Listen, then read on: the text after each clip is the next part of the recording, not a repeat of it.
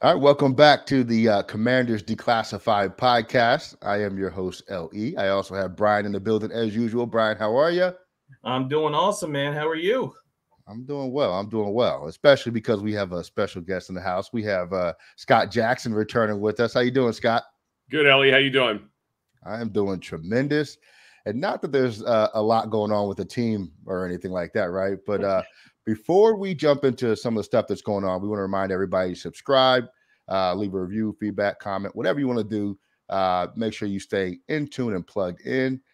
Scott, check it out. So the biggest thing going on right now is a Terry McLaurin situation, right? Because Terry McLaurin is one of those receivers that really relates to or people really relate to. I think he's a hardworking guy. He's a third round guy, wasn't a first round pick, but I think people feel like he's earned his money. So I'm gonna start out like this.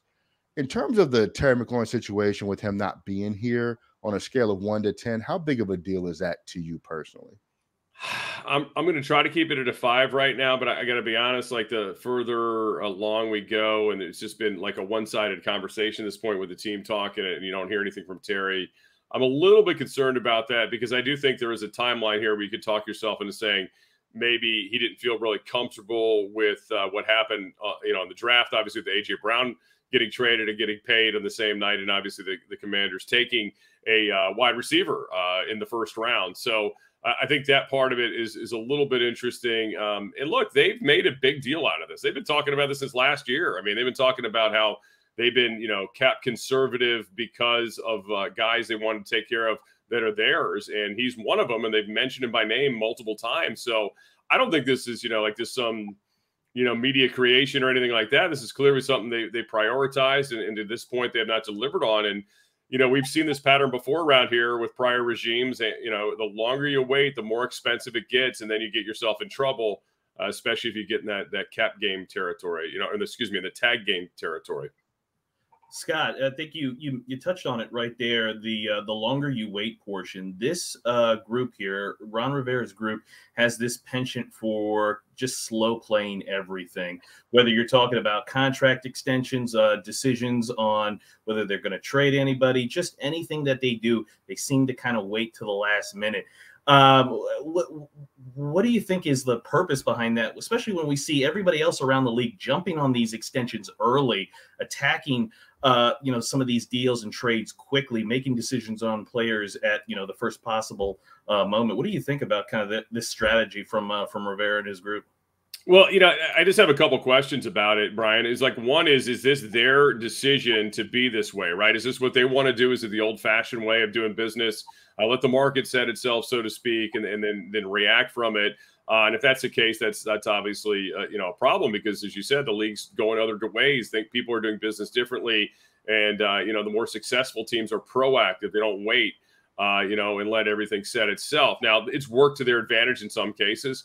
The lower level guys, and obviously the guys they've paid higher for, they haven't done as well with in their short period of time here in Washington. But then my other concern would be, is this a cash flow issue? I mean, I think that's a fair question to ask at this point because clearly they don't spend any cash with big signing bonuses right now. So then that's a whole different conversation. That's out of the hands of the head coach, who obviously takes a lot of the bullets, so to speak, when it comes to doing everything here, because he's the face and the voice of the franchise right now. But clearly he's not the decider on everything. I mean, he is a boss like the rest of us in the world. So I just worry about that because it does feel like, and we all aren't stupid. We watch what's going on around us with all the other business stuff. It's not exactly like it's at the same level it used to be. So we understand that maybe there is a bit of an issue here with that, despite the high valuation. Nobody seems to really be bending over backwards to build a stadium or chip in to a high level with it. Again, there's money here and obviously an ownership group that is now down to just a family. It was a group and now it's just a family. So those are the things that I wonder, and I think, you could say, okay, just an old school philosophy that maybe needs to be retooled. And then the other part of it is, well, hey, maybe somebody's telling them who controls the checkbook, no, we can't do this right now.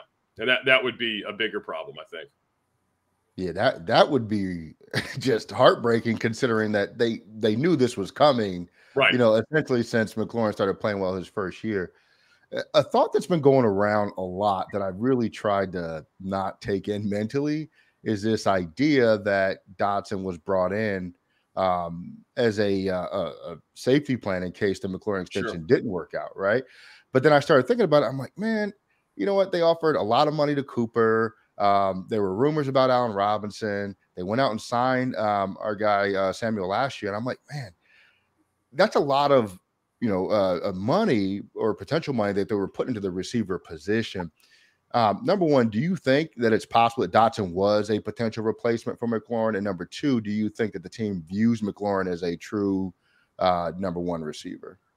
Well, I mean, again, I'll just go by what they say because they talk a lot, and and it's not always, the information isn't always the same in what the reality of the way they play things, but the things they say is they do believe he is a number one guy.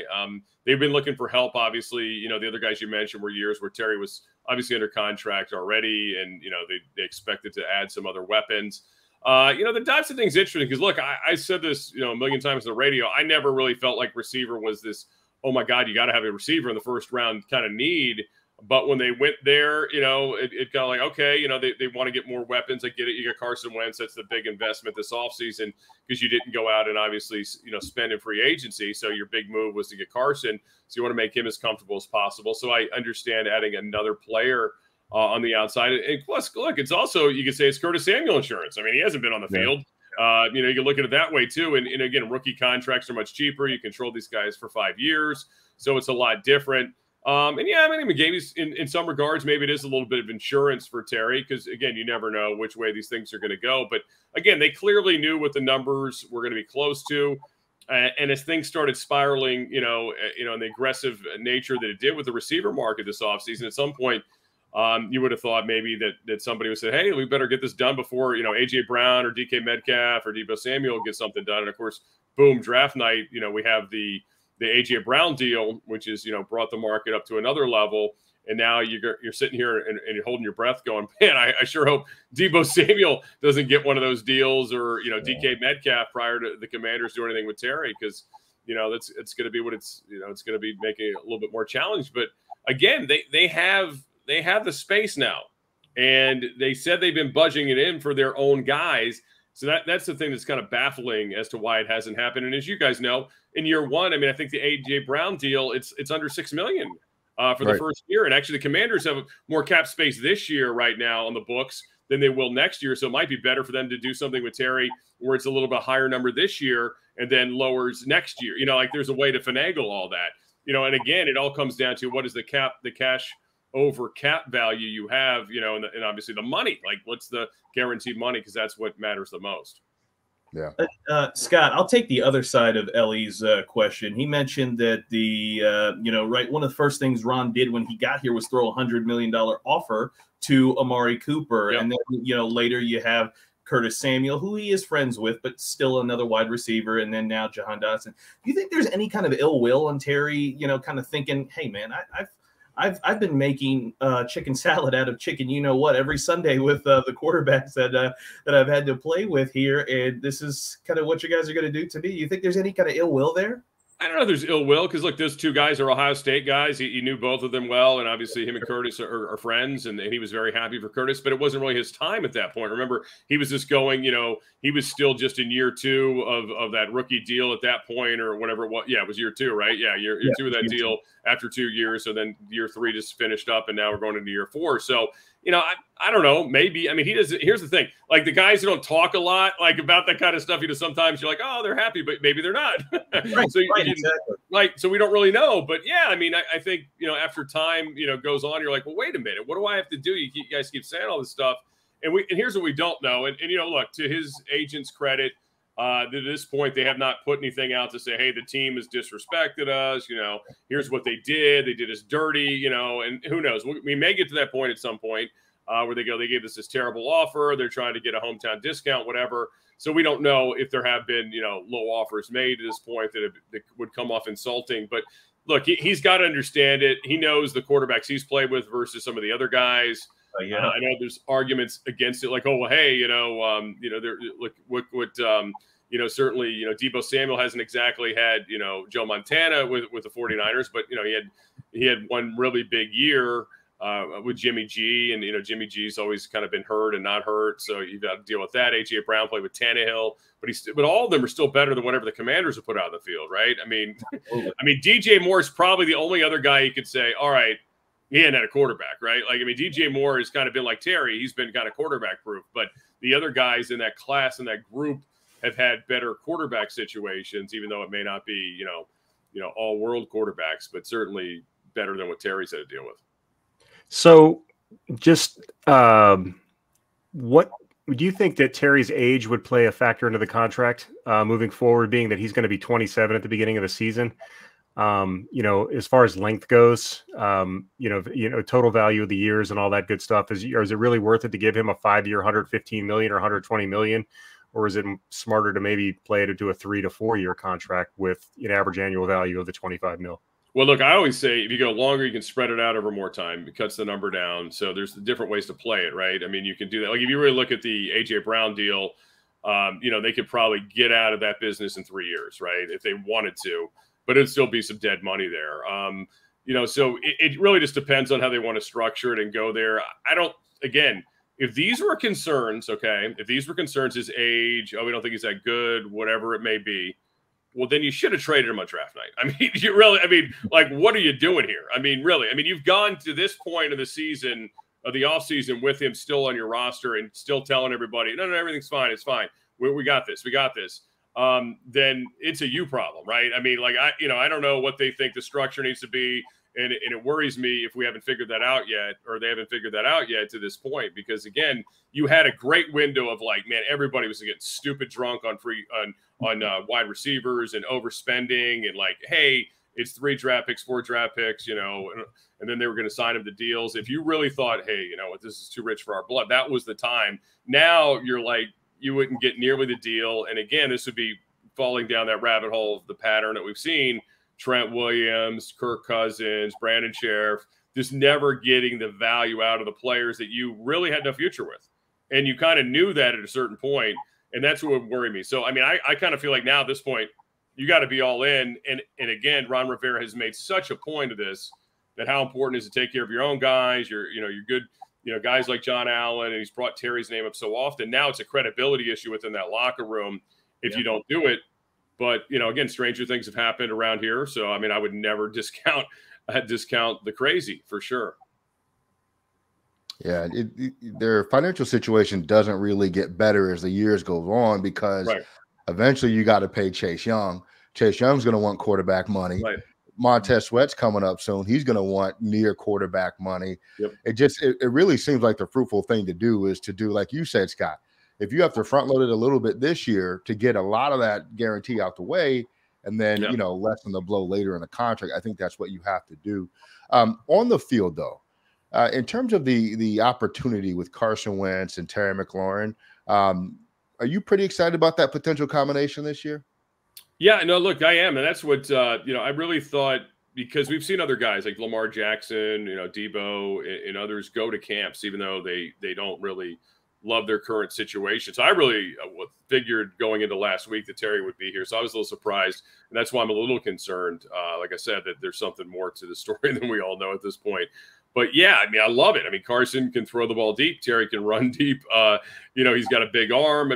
Carson, yes, he'll throw it into coverage. He's a little bit overly aggressive at times, which is kind of the opposite of some of the quarterbacks we've had here recently. He's definitely not Alex Smith when it comes to being careful with the football, which could be, again, to his own detriment. But, you see him out there practice. He'll put it in there. He's not afraid to do it. And he's got a real live arm. And, you guys have seen the still pictures of him standing next to the other quarterbacks outside of the Cole Turner guy, who's like an NBA player. But, he looks like the father of the 2 kids, that he brought to practice with standing next to Heineke and Sam Howell. They don't look like the same, like they're in the same league in terms of size and everything, and just not just height, but in terms of girth and everything. But yeah, look, whatever the mental part of it, the leadership stuff, the personality that has hurt Carson Wentz in the past, okay, that's one thing. But in terms of physical skills, he's a huge upgrade. There's no doubt. Now it's just like, can he handle it if things get tough? Is he going to be, sensitive to every little criticism and things that people have said about him in the past. I don't know. I mean, we'll find that out in real time if he has really gotten past all that stuff. Hopefully he has, because again, the arm talent's there, the ability, he's got athleticism still. You guys remember last year, like in August, they were like, Carson Wentz is going to miss like 4 to 6 weeks. Remember that? Yep. Before the season started, because he got his foot injury. And I'm like, oh, wow. And then after they made the trade for him, I was like, yeah, he missed some games last year. I got to go back and look. Now, actually played every game. Like, I don't know how he did. He was in COVID 1 week. I thought he was out. He played somehow. His foot injury was supposed to keep him out at least the first few weeks of the season. He played. So I would love to, and this is one of the things that he actually has not really been asked about to this point, is like where were you physically last year with the Colts? Because I'm not sure he was ever in a great place. And clearly, he's still never been the same guy since the back injury, the year after the knee injury, which is, certainly set it back some. But I mean, I like the ability of the guy. I think, again, if he can buy into Scott Turner's offense, and you have these checkdowns, you have a J.D. McKissick who can really help you. Obviously Gibson's a good receiver too. And obviously he loves to throw to the tight end, as we know, and from his Philadelphia days. So I think there is some potential for some really good things. But again, it is said all the time, but it's true. It really, a lot of this boils down to what Carson is or isn't. What kind of season they can have. Scott, I wanted to ask you about Terry's usage on the field. In 2019, his rookie year with Jay Gruden, he was kind of in that intermediate to deep down the field. We saw him down the field a little bit more, and then kind of the past 2 years under Scott Turner, we see him a lot of these shorter crossing routes, not so much the deep shot, and a lot of that is probably the quarterback, being limited. What do you want to see from Terry's usage this year? Where do you want to see him utilized? Is it that deep down the field, or is it kind of these short kind of crossing routes where he can catch it and then take it 40 yards? Well, I mean, I think the good thing about him is he can do all of what you just said. Like you could use him in the intermediate routes, and he can take it to the house. You can send him deep. As like the big highlight, obviously, his rookie year was that 75-yarder against the Eagles. Yeah. I mean, he can do that, as we know, if the quarterback can actually deliver the football. Again, in those bubble screens, he really gets ahead of steam and gets going. When they get the opportunities for him out there, and it'll be interesting with him and Dotson how they kind of mesh the two, because I think Dotson, you can see some things where he can really open up. He can dictate coverage. With his ability to stretch field. Brown is also a field stretcher potentially. So maybe Terry works that intermediate to lower routes, and then they clear the zone out, that can really make some big plays for him. But, I think the main thing is, he's probably still going to be your one guy, your number one guy, once he's back. He's going to be the top priority. He's going to be the higher targeted player. He's going to be the guy that, at times teams will like, maybe we should shade somebody over there for some help if we have to. We've seen that in the past. But, yeah, I mean, to me, the beauty of him is he's not just a one-trick pony. Like Deshaun Jackson was great, and his one trick was awesome. But he didn't run slants. He didn't run underneath. I mean, he wasn't interested in any of that, man. He was interested in going, or on the sideline. He didn't want to go across the middle. He was not a full route tree kind of guy where Garcon would do everything for you, and he was not afraid to take it and just run people over, although – funny thing, talking to him this year, he hated that. He hated the ending around. He gave me the Deebo Samuel explanation where Deebo Samuel supposedly ever sounded off on what he didn't like about Kyle's offense, which I thought was interesting. But he's like, I actually hated that stuff. You're like, I don't want to get hit by linebackers. That sucks. Or DNs. He goes, I want to get away from those guys. I want to get downfield. But the thing about Terry is I think he can do any of it, and he's comfortable with all of it. So. And again, without seeing him out there, it's kind of hard for me to answer that, Brian, because I haven't, he hasn't been at these OTA days that have been open to us. So I don't know how they're going to mix it up. We're just seeing a lot of Dodson. We're seeing Brown, obviously, Cam Sims, the tight ends, but there's no Terry. So it's kind of, it'll be interesting to see when he gets out there in training camp, which I assume will be. You just mentioned a couple of those other guys. I know it's not a Terry question, but we assume if Terry gets out there, he signs a contract, he's the number one. Dotson will be essentially the number two. Who do you think is that number three? You think it's just Curtis Samuel, or do you think it's a mix of Samuel, De'Ami Brown, Milne, Cam Sims? Like, you think that's kind of be the recipe, or do you think there's somebody who emerges at number three? That's a good question. I think, I think certainly Dotson has him and Wentz have had this really nice relationship, in these practices that we see, what we get to see. they're not really playing defense, as we know. You get screamed at and cussed at for playing defense, as Jeremy Reeves found out the hard way last week. So you just, I would say it would probably be, again, just based off of value and what they spent. I would say Curtis Samuel would probably be that guy. I mean, you want to get him touches. I mean, you are telling us that he can do all this stuff. Obviously, the Deebo Samuel was doing, and he was doing it in Carolina, and they used him in a lot of creative ways. I would suspect he would be that guy.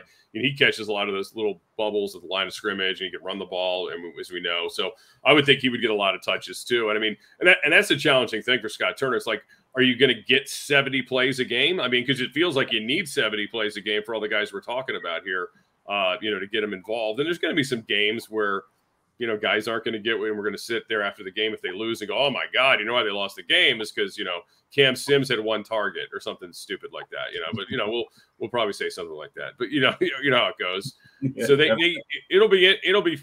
be, again, the challenge for Scott Turner. But again, if you stay on the field, if you move the football, if your defense actually gets the other team off the field on third down, then we'll get to see all the gadgets and more touches for everybody. But I would suspect, it would be a Terry, either Samuel, Dotson, Samuel, however that, flushes out. And then the other guys, Brown, you would think would have a bigger role this year, but we'll see. I don't know. I mean, he still has to do with the lights on, and Cam, look, he's the guy that always gets forgotten, but when he gets an opportunity, he always seems to be really good at it. That's right. So let's pretend like this doesn't get resolved before training camp, and this situation with the contract drags into this season. What do you think the receiver who replaces Terry in the offense if he's not there because of the contract situation? Do you think Jahan Dotson is a guy who's ready to do that, or is that a Cam Sims thing? I don't think it would be De'Ami Brown personally, and I think Samuel's got such a niche. But what do you think about who would be the guy to step up in the event that Terry's not available? Right. First of all, if he didn't show up, would be unprecedented, right? I mean, because you have to play in order to get paid. I mean, you can't just sit out. I mean, he's still got 1 year left on his deal. And then the worst case scenario is, okay, you got to tag him. But heck, for him, that's actually very lucrative because the tag number, franchise tag number, if they went that route, would probably be in the neighborhood of anywhere between 22 and 25 next year, somewhere around there. I don't know. So that's not a terrible thing if that were to happen. But I mean, that'd be completely crazy. But yeah, I mean, it would have to be Dotson or it would have to be Samuel. But I mean, I really think that would be like the nuclear, scenario if that happened. I mean, that would be like unheard of for Guy. But if that were going to happen, this would be the team it would happen to. Yeah, right. But yeah, I mean, it would be insanity. I mean, because you're losing a year of service, right? I mean, so it makes zero sense. I mean, that's something Antonio Brown may do, or would have done back in the day when he was, full on, crazy and talented at the same time, but now he's just full on crazy. So yeah, I mean, I don't think you have to worry about that. I mean, look, Payne showed up because he has to play. I mean, everybody's like, well, what are you going to do if Payne, goes half speed during the game? I go, well, then he won't get paid. So I mean, it makes no sense. I mean, just like Terry, maybe you figure, okay, this is over. Like Kirk knew that for how many years that this was over for him in his mind, and yet he went out and he put up numbers and it played. I mean, and that's the same thing. Sadly, Terry will have to do. I mean, you mentioned tagging him, and in my mind, based on his, again, I'm going to go back to his age, but in my mind, based on his age, tagging him twice might not be the worst idea for either the team or for him because he's still a free agent at 29. So high, I mean, the cap number's then it's actually close to your quarterback's number, if not higher. That's the problem. But he gets his average annual value and. Yeah, it limits what you can do elsewhere, though, is the problem. Because, again, we were just talking about the LE. They don't have a ton of cap space, moving forward here, and they got other guys they got to take care of. I mean, at some point, you've got to pay somebody. I mean, it's kind of like the Nationals, right? Like, at some point, pay somebody, damn it, sign somebody, especially one that doesn't get hurt, at least. They did that with Strasburg, and anyway. But, pay somebody that, will be on the field and be healthy. And this guy's done everything. I mean, you've asked all the things that the new staff has laid out about what they want in a player. He's checked all the boxes, and again, here we are. So that's why I think it is kind of important to them and for them, for credibility within their own organization. I mean, beyond just the whole, can he play or not? I mean, of course he can, and he's always shown you that. You mentioned Cam Sims, and you said something that we say a lot on this show is that. Man, when he gets in the game, he makes the most of his opportunities. Yeah. They just never put him in the game. What is it with that situation? I don't know, man. Especially in the red zone, right? He's a bigger receiver. So, and they didn't have a ton of big receivers for a long time. Now they have, they obviously have bigger guys now. With some of the, Logan obviously was really good in the red zone when he was healthy last year. They just drafted a huge tight end. So, I mean, I don't know. I mean, I wish I knew. I mean, he was the regime before this one too. You'd see him go out and make plays. You're like, come on. And I just felt like the group before, they got so hung up on like where guys were drafted and like, like who was where. Like, whereas I do think there has been more of an opportunity for undrafted guys or lower, like the order doesn't matter as much to Rivera, which has been good. Like they'll play people, no matter where they are. I mean, last year, people were like, what's going on early in the season when you're like, why is James Smith-Williams getting snaps that, Montez Sweat or your Chase Young should be getting, because they're like, well, he's good against the run and he's, these guys are getting tired and, there's some stuff going on here that we're not talking about right now. So, they're a little bit more like that. Whereas, with previous groups, I mean, I like this guy, Zach Pascal, who's now, on with the Eagles, who was with the Colts, who was pretty good, went to my college, shout out to Old Dominion. And also was as a Prince George's County kid, like he was here with Jay and that group. And like, they never threw him the football in the preseason. Like he got the return kickoffs, never really had a chance. Then went to the Titans, was on the practice squad, played for the Colts for a few years. But it just always was like, you knew he wasn't having a chance because they had their drafted guys, they had their free agent guys, and the people they cared about. There's this pecking order, and there's no room for anything else, right? There's no room for anything else. And whereas I think the last few years, at least you've seen like a Steve Sims, even though he's gone now, and then Wright, and some of these other guys who made the team and at least had their moments. Isaiah Wright, those are guys, but it didn't matter where they came from. It's like you put the best people out there. So hopefully, again, they re-signed Cam once again. They keep saying the stuff about him, but let's see if he gets it. Again, you talk about catch radius and all this stuff that is important, and Carson Wentz seems to like to throw to bigger players. You would think that maybe there's some opportunity there for him. What do you think? You've watched Scott Turner's offense now for 2 seasons, and obviously limited at the quarterback position. Yep. So that that's very hard to kind of get a sense of it. But we've seen kind of how he operates games situationally. What do you think about his offense and his ability as a offensive coordinator? Well, like everybody, like when they win, I think he's a genius. When they lose, he's a moron. But no, I think they move. Like they have. I think at times they can move the ball well and do some really good stuff.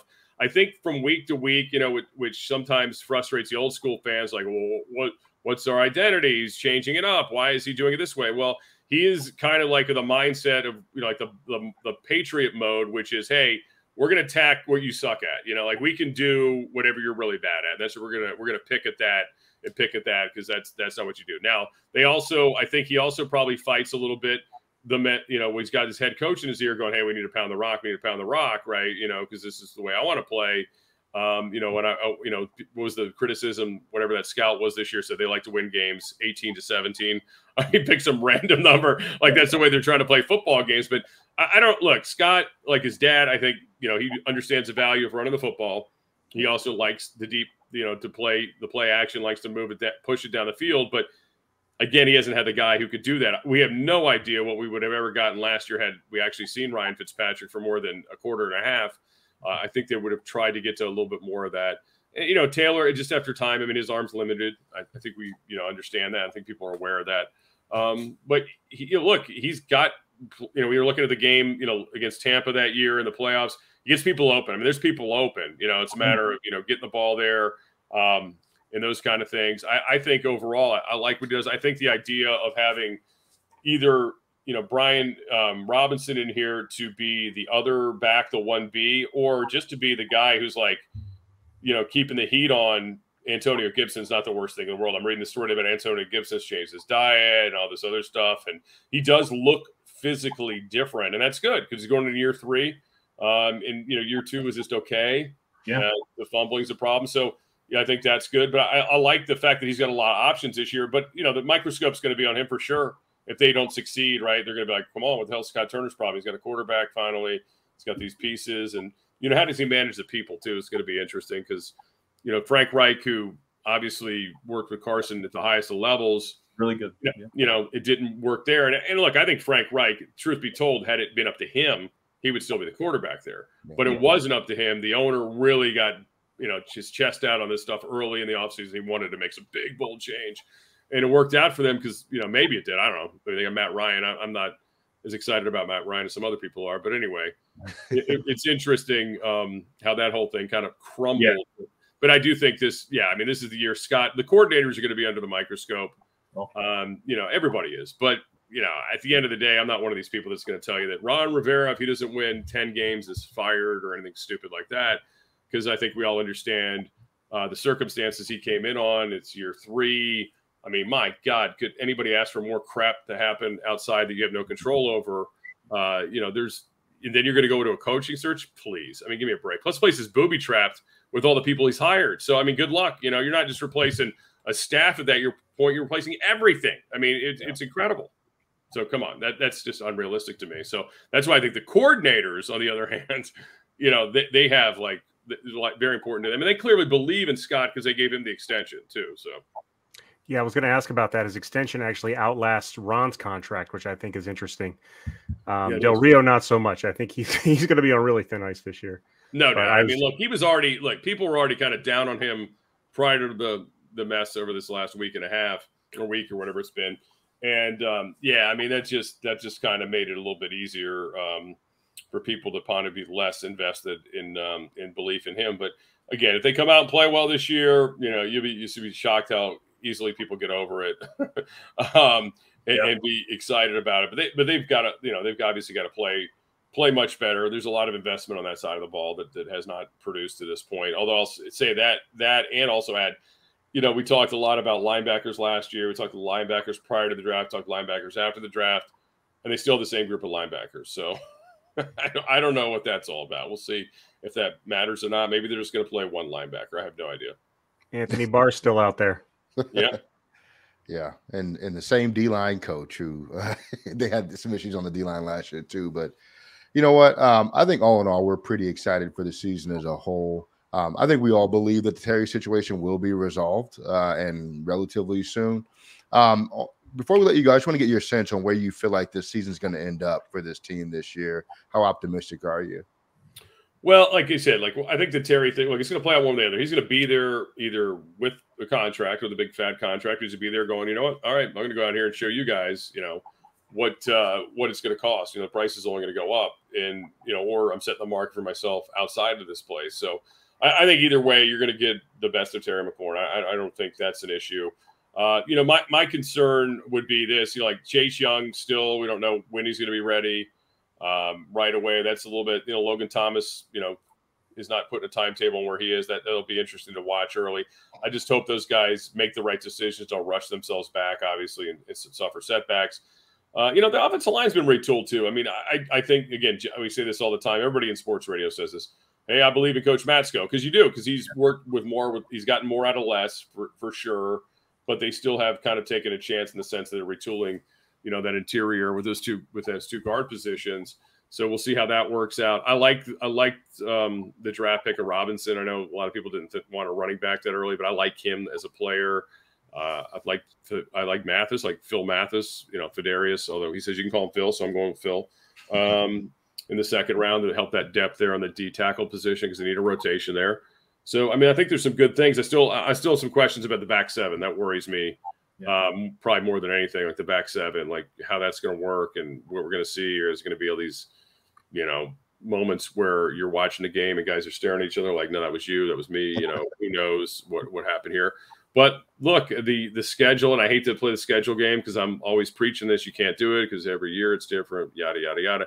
However, they're not the same level of quarterbacks on the schedule this year that there were last year. I think we all see that, and that was a problem last season. So I think there's a chance for this team to improve to a point where they could at least feel like they should be fighting for a wild card. This division's weird. It rarely goes, rarely the team that wins it the year before is back on top, as we know too well, since really the Andy Reid Eagle era way back when. So, I mean, there's always a lot of there's always a surprise team in the NFC East. And I would say the Commanders probably are in a position to be that team. More so than certainly the Giants. And I think there's a lot of pressure on the Eagles. I mean, we talk a lot around here how this franchise has not handled pressure well over the years. The Eagles have been one of the worst at handling expectations over the years as well. So I know that because I married into that kind of family. So I'm well aware of how sucky the Eagles can be when there's expectations. Going back to the dream team, Eagles with, that crew. And again, the year they won the Super Bowl, nobody thought, that was going to happen because, they just lost their quarterback, season's over. And of course they won the damn Super Bowl, but I still can't get over that. But anyway, so I think there's a chance here for, this team, could they win 10 games? If Carson Wentz plays at a high level, sure. I mean, they can win 10 games for sure, but they got to go out and do it. And defensively, like I said, they got to answer some of those questions early. Absolutely. Hey, Scott, we thank you for your time. Always great having you on. And thank best you. of luck with everything. Thank you, guys. Thank you, Ellie, Brian, and Eric. Appreciate it. It's good talking to you. Hey, take care. Thanks. All right, thanks. All right, so that was Scott Jackson, DC radio legend, giving you guys his thoughts on Terry McLaurin. And I think, we generally agree with everything he says there. I asked Scott what his level of optimism was, or level of concern was, that Terry is not in mini camps and doesn't have a deal yet. He said he's trying to stay a 5. Brian, where are you at on a scale of 1 to 10 on the Terry situation? I'm a little bit higher, but I'm a 6, and I'm at a 6 only because we knew this was coming our way, right? Like, it's not like, oh, this is Terry's last year. Wow. No, we knew this was here. And again, if we are to believe the reports that the team had been earmarking funds for this particular contract or have been preparing for his contract extension, then what's the problem? Landon Collins is off the books now. What's the problem? Let's get it signed. You have enough negative news going on that, hey, a little bit of good news may help, could go a long way. But, as we talked about with Scott and we've talked about previously, we are last minute with this team. We do everything last minute. So I think we do have several more weeks before training camp. So I think, it's not time to get super worried. But it is a little concerning that they haven't done anything. And again, it's an important player, right? We're not talking about signing back, a middling type player. You're talking about one of the better players on the team. So I'm at a 6, but not to be staying up late at night yet. Yeah, I feel you. Eric, where you at? I'm at a 1 because I mean, honestly, nothing surprises me with this team. So if it goes south, it goes south. It's just the kind of thing that happens to us. Why get worked up? I personally still kind of feel like they're going to get something done before camp. But if they don't, whatever. I mean, it's par for the course with this team. Why get upset? Why get anxious? Why get worried? I mean, it was my team and everything, but at this point, meh, who cares? We'll get somebody else in here. Yeah. He's my favorite player on the team. I'd love to have him back, but I mean, just that type of thing doesn't generally work out for us. So why should this? I'm at a 5.5, or otherwise known as a 5.5. And the only reason I'm there is because other receivers have gotten their deals. You know what I'm saying? If none of the other receivers had signed extensions because they're waiting until training camp and so on and so forth, I'd be at like a 0 or a 1 right now. But the other receivers in his class have gotten their deal, aside from Debo, Debo's kind of an exception case. To me, they're not the same thing, because the 49ers could be trying to classify him as a running back and pay him as such, or and he's like, no, I'm a top flight wide receiver. You will pay me that way. So I expect that negotiation to take longer. And then the DK Metcalf situation, well, look, they just traded away their top tier quarterback. Who knows if Debo even wants to play there anymore? But all the other receivers in that sort of group have gotten new deals. So I would expect Terry to have one as well. But I'm still fully faithful that they're going to get one done. Like, I'm not concerned it's not going to get done. I just don't want any ill will to develop along the way. And the longer these things go on, the nastier these conversations get. That's why people tell you, have an agent, so your agent can filter out all this conversation with the team. That's like, with the team saying, well, you're not really that great at this, this, and this, and this. And that's not going directly as feedback to the player, because then you start to develop the ill will. But Terry does have an agent. I think he happens to be the agent of some of these other receivers that have gotten deals this offseason. So that'll be interesting to see. But at any rate, my optimism, my concern level is a 5.5. So I feel pretty good about this situation. Eric, the point about the franchise tag, right? Because the cap situation isn't excellent over the next couple of years. And if you franchise tag somebody, every dollar of that tag counts towards the books the year that you franchise them. And then if you franchise them twice, then you escalate to 120% of the year prior. So there are some real issues if they try to use a franchise tag, especially considering you got to re-sign Chase, you got to re-sign Montez, you're gonna have to re-sign Gibson if you want to, guys like that. But to me, it certainly seems like the best thing to do is get a deal done now. You mentioned that it could benefit them to use a tag, but he's off the books when it's over. I mean, I don't think it's going to come to that. If he doesn't get a contract worked out before training camp, I think they probably will franchise him next season and hope to get something worked out before camp next year. But who knows? Like I said, nothing's going to surprise me with this team. I was just kind of spitballing. It definitely would work out great for Terry, based on he's still got 2 top level contract years, and he's still got time left at before he turns 30 for that next deal. So I don't see that happening. But at least it would be off the books after 2 years. There wouldn't be dead money. Yeah, going into his age 30 season. So I agree with the premise. I just think that it's going to cost you other folks if you do that. One of the interesting things, Brian, that is going to be answered out of this, and maybe part of why this is developing as it is that they have to look down the road. You can never do a contract solely focused on today, right, especially a long-term deal, because there are things that matter tomorrow. And in this case, tomorrow is 2024, 2025, etc. Would you, if it came down to it, and you're like, hey, I got this Terry deal, but I got to let Chase Young walk, as an example, is that something you'd be willing to do? Or would you say, hey, no, sir, keep me that DN? I would say when it comes to that type of decision, right, I think you could only make that if it was in the same year. I think you have to plan on, hey, you have control of Chase now, and for several more years at this point before his contract comes into play. You've got the 5th year option, things like that as well too. So I'd have to go, I'm taking Terry right now because I've got more control over it, right? If we were talking about, hey, they're both in this year, then I may have to go.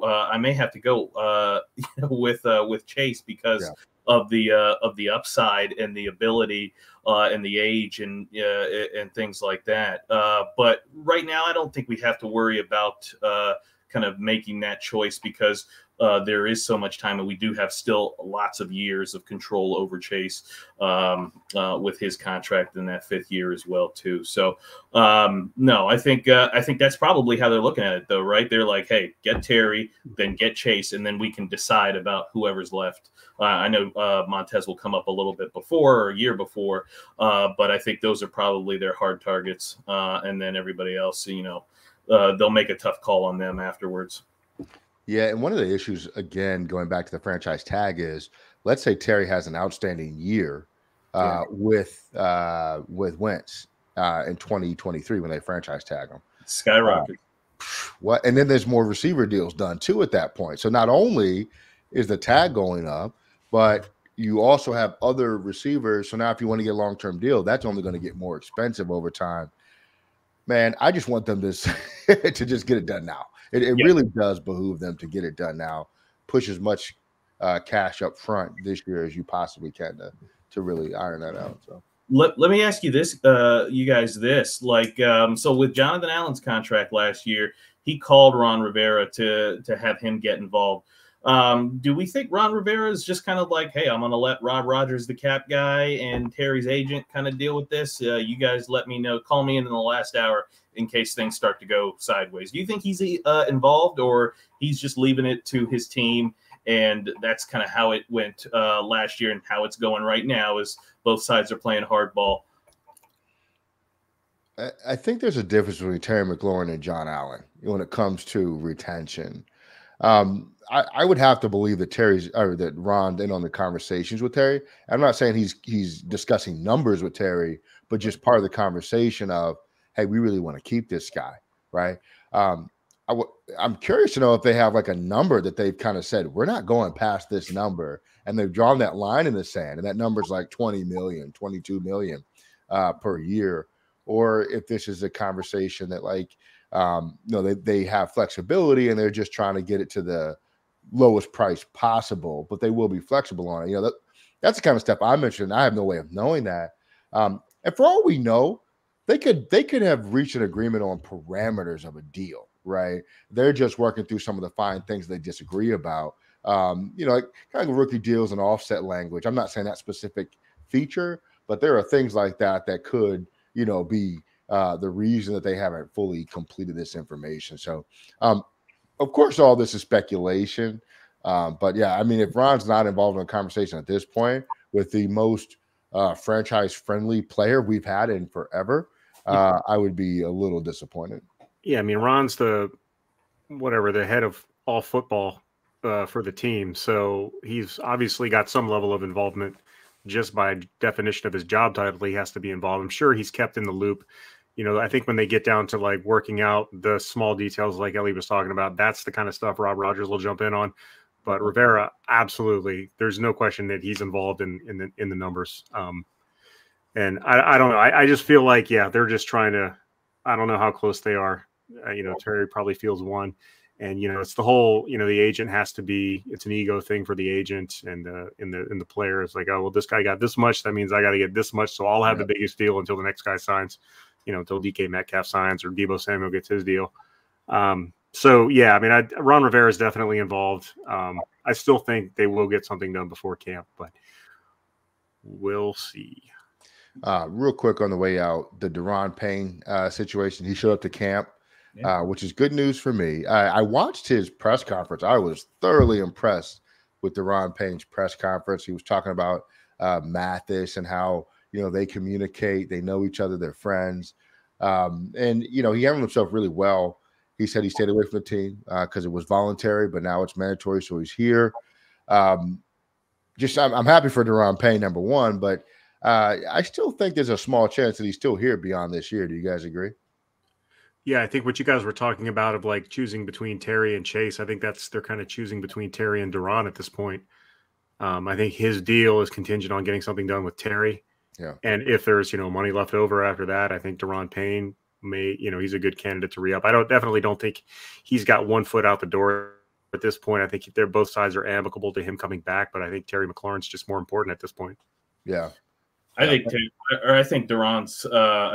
He's gone, right? Like I think he's going to want more than what we will have after a Terry deal gets done, hopefully, and probably more than the team will want to offer him because I think he's going to want something similar to John Allen or maybe slightly below, and I don't know if he is worth that type of money.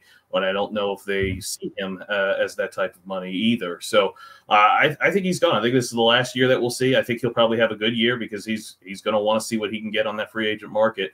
I just don't see them giving him a deal when, just like you guys said, we do have some other guys who will be coming up that, have a little bit more importance than him. And again, you drafted a potential replacement with Vidarian Mathis. And there will be defensive tackles next year in the draft too. So, yeah, I agree. I'm with you there. I can see him leaving, but I don't think it's a done deal. I think there's still a chance that he could come back, but it's going to have to be. There's going to have to be some cap magic going on if that happens. But I think I'm like probably 60-40 that he's leaving right now, but I won't be surprised either way. And lastly, I want to get you guys' thoughts on this. Eric Bickle, EB from the Junkies, got in our mentions today. Not at us directly, but he was replying to someone else. And essentially what he was saying was somebody was interviewed on Grant and Danny yesterday. I think this was Matt Lombardo, at Matt Lombardo NFL. And he said he put it at 65-35 that the Commanders trade Terry based on his sources. Do you buy into that at all? And Eric, I'll start with you. Do you buy into that at all? That it's 65% likely that Terry gets traded. Come from Matt Lombardo and EB. I don't know. I don't think anybody's got a number, a percentage wise. It wouldn't surprise me if he got traded because, as I said before, nothing's going to surprise me with the situation. But I don't think it's at a point where I wouldn't think you could put that. I think he was just making headlines. putting a number on it, but we'll see. Those guys are insiders. I'm not, so maybe they know something. I'll say 50-50. Wow. Okay. What about you, Brian?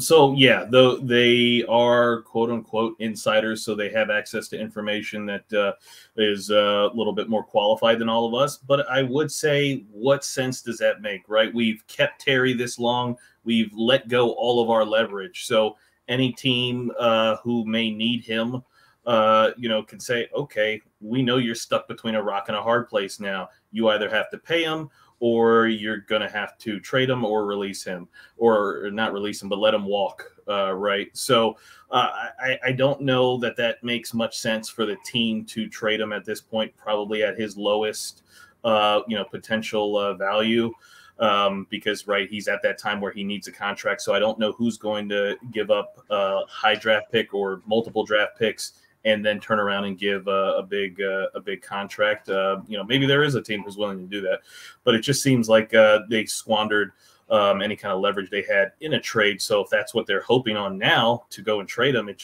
doesn't make much sense. So again, they're insiders. They have access to better information than all of us sitting on the couch. So they do, they probably do know a ton more than we do, but it doesn't add up to me. So hopefully it's not true, because I want Terry here, but that's a tough one to believe that's their plan this whole time was to trade him.